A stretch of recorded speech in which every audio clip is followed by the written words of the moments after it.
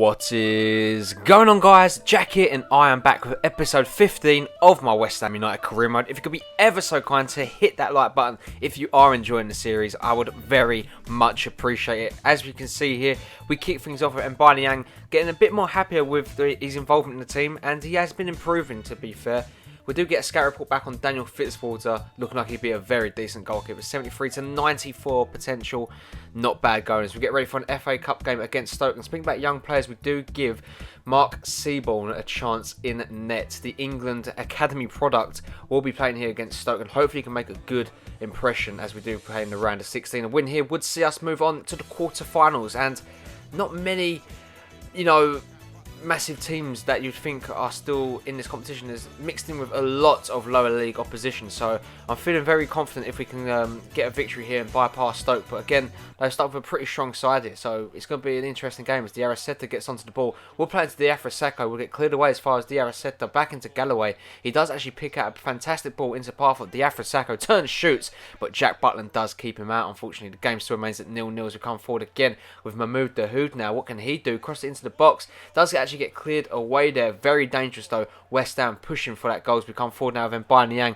a player that seems to be a bit revitalised since getting some more first team action. Gets taken down in the box. The referee points to the spot, and West Ham have a real opportunity now to go take this game by the scruff of the neck and go ahead. It's Diarra that pops up here. Can he find the back of it against Jack Butland? Oh, he can't. It is a save by Jack Butland there, and the young England goalkeeper showing his real talent as Antonio plays the ball into Diarra, and again Butland holds on. If you can remember rightly, we did have a difficult time against Shay Given, who was in net for Stoke when we played them in the Premier League. So again, they've got some very good options as we come forward now. Diarra unfortunately cannot steer the free kick goalwards, and we're going at half time here 0-0, but dominating Stoke and feeling a little bit confident about our chances going into the second half. So hopefully we can take advantage of that as Sacco comes forward again. Would play it into the path of Mahmoud Dahoud, who's been here, there and everywhere for the Hammers here. Gets into the box, real chance for the German, but unfortunately does play it back into Butland's path as they come forward now with a corner of a free kick. So it falls into the path of Rushchild,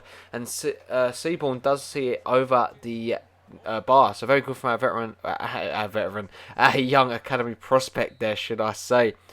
As the ball does come in from a corner now, Seaborn's going to be called into action yet again as it comes into the box. He does punch that clear. Very good goalkeeping from him there as we get into the last couple of minutes of the game.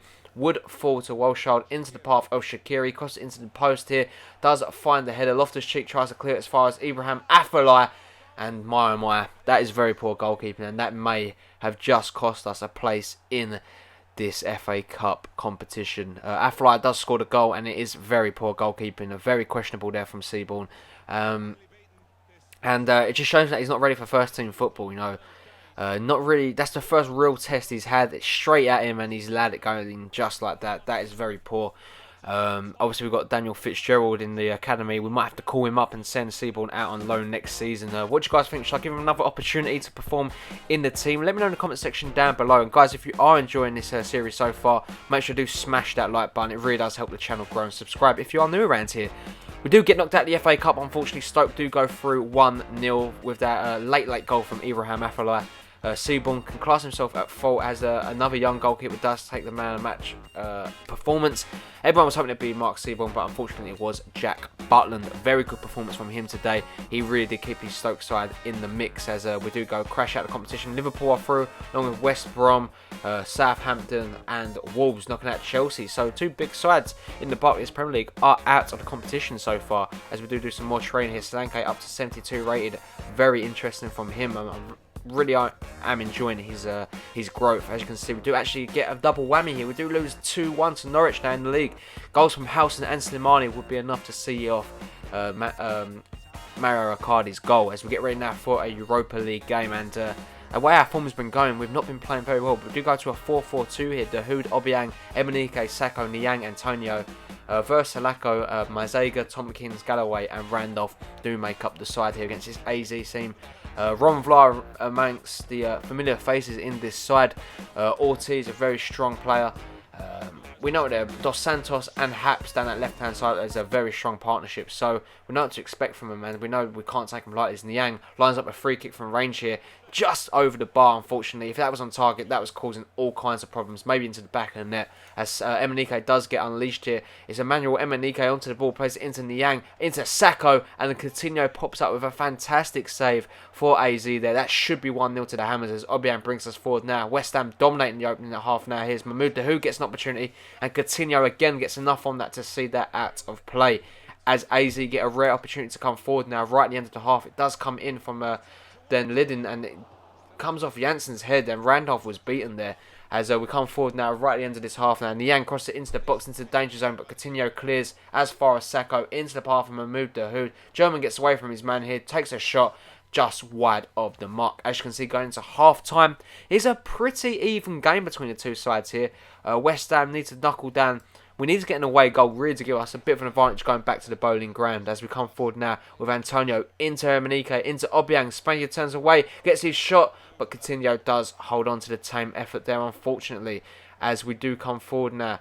We do actually get the ball to Mahmoud Dahoud into Emenike. The Nigerian lines up a shot from range. Coutinho was on his toes there, because that was a very good save from the goalkeeper, as Solanke, Moses and Ruben Loftus-Cheek all make their way onto the pitch and see if it can be enough to get us a victory here, as Dos Santos comes forward now for AZ, crosses it into the box, and Randolph does hold on to the tame effort here. Pure scenes here, and no one really coming close to find the back of the net as we try and get the ball clear of Matt Mazzega. It falls back to Jansen. Jansen turns away from his man, does lay it off into Ortiz. Wide than mark though, Randolph not worrying about that as we come forward now. Victor Moses. Moses into the path of Solanke, cuts inside, gets taken down in the 90th minute, might I add. It is a penalty, and it is going to be Antonio that steps up here. Is it going to be enough? Actually, it's Dominic Solanke. Can he find the back of the net here, get his first goal for West Ham United? This Solanke, Coutinho holds on and robs us of getting that away goal. Absolutely gutting there as the game does come to an end. It would be the last kick of the game, and that is a kick in the teeth, especially for us and for Dom Solanke, who is still searching for that first West Ham United goal. Very disappointing as we end the game here. In the 90th minute, we go back to bowling ground with no advantage at all, and the final score being 0-0 between the two sides here. Coutinho, man of the match, well deserved from him. Really did keep his side in it, and he definitely was the major factor for his team at not losing today's game.